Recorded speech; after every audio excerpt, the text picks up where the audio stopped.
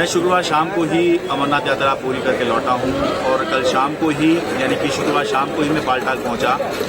शुक्रवार दोपहर तक मैं उसी जगह पर था, यानी गुरुवार दोपहर से लेकर शुक्रवार दोपहर तक मैं उसी जगह पे था जहां पर बादल फटने की घटना हुई है पवित्र अमरनाथ गुफा पर। और बिल्कुल उसी जगह जो है मैंने टेंट भी लिया हुआ था, उसी जगह में जो है क्योंकि वहाँ पर गुफा है, वहीं भाव बर्फानी है, वहीं शिवलिंग है, तो वहीं पर काफ़ी समय जो है मैंने और मेरे सहयोगी अश्विनी मेहरा ने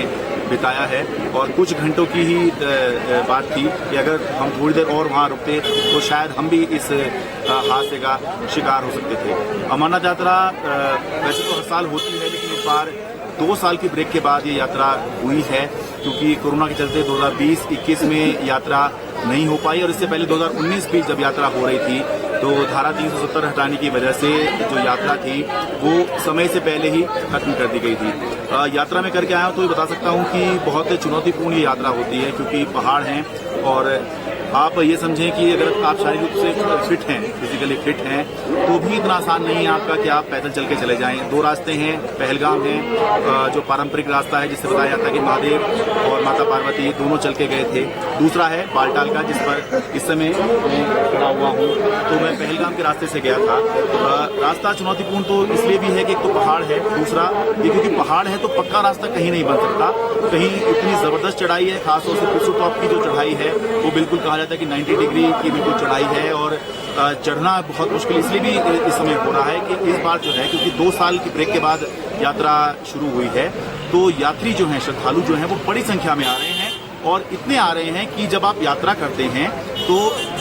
जिस रास्ते पे आप चलते हैं, पहाड़ के अंदर ज्यादा लंबी चौड़ी सड़क तो होती नहीं है, पहाड़ों को काट काट के ही थोड़ा चलने के लिए जगह बनाई जाती है। उस पर समस्या ये हो रही है कि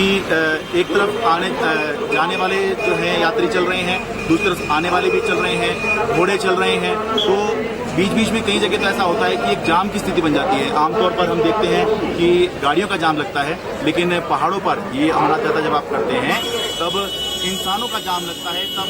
घोड़ों का, खच्चरों का जाम लगता है। और दिक्कत इसलिए भी आती है कि अगर बरसात हुई है तो जो रास्ता है वो बहुत फिसलन भरा हो जाता है। आदमी, औरतें, जो श्रद्धालु जा रहे हैं वो तो फिसल ही सकते हैं, साथ में जो घोड़े और खच्चर होते हैं वो भी फिसल जाया करते हैं, क्योंकि सब हैं तो ये समझे कि जीवित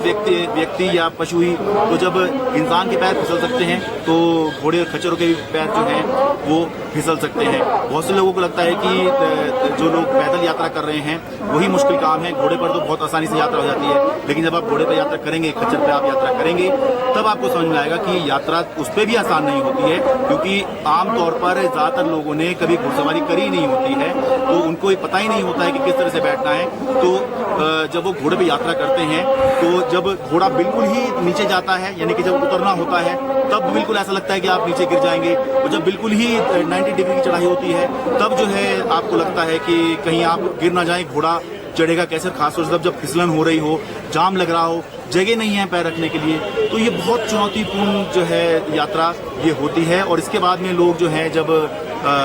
गुफा में पहुंचते हैं, पवित्र अमरनाथ गुफा में पहुंचते हैं, वहां पर मन्नत मांगते हैं। और कुल मिला के मामला ये आस्था का होता है कि इतने सारे कष्ट सहकर भी लोग, इतने सारे दर्द सहकर भी लोग इस यात्रा को करते हैं। हजार लोग जो है जा रहे हैं, अभी तक 1 लाख से ज्यादा लोग इस बार जो है ये यात्रा कर चुके हैं। 30 जून से ही यात्रा शुरू हुई है और अभी जो है 8 जुलाई 9 जुलाई के उसमें ही हम अभी चल रहे हैं, जिसमें 1-2 दिन तो ऐसे हो चुके हैं जब यात्रा चली ही नहीं है। तो ये सारे दर्द जो है, ये सारे कष्ट लोग इसलिए सहते हैं कि हम भगवान से कुछ मांगेंगे, मनोकामना हमारी पूर्ण होगी। तो इसीलिए ये भले ही केदारनाथ में भी हमने देखा था कि ये दुर्घटना हुई, ये हादसे हुए, लेकिन ये लोगों की आस्था है, इंसान का भगवान में जो भरोसा होता है वो बना रहता है। इसी वजह से भले ही ये हादसे होते हैं, ये नहीं होने चाहिए, जिनके साथ हुआ उनके प्रति हमारी संवेदनाएं हैं, लेकिन अगर ये होते भी हैं तो भी लोग बस इतना जरूर करते हैं कि थोड़ा सा अपनी तरफ से सावधानी बरतें, ये देखें कि कहाँ रुकना चाहिए, कहाँ नहीं रुकना चाहिए। लेकिन यात्राएं जो हैं ये चलती रहती हैं, क्योंकि इंसान की ईश्वर में आस्था जो है वो अटल है, और जब तक आस्था है तब तक ये अमरनाथ यात्रा चलती रहेगी। बालटाल से अपने कैमरा सहयोगी अश्विनी मेहरा के साथ में शरद शर्मा, NDTV मीडिया।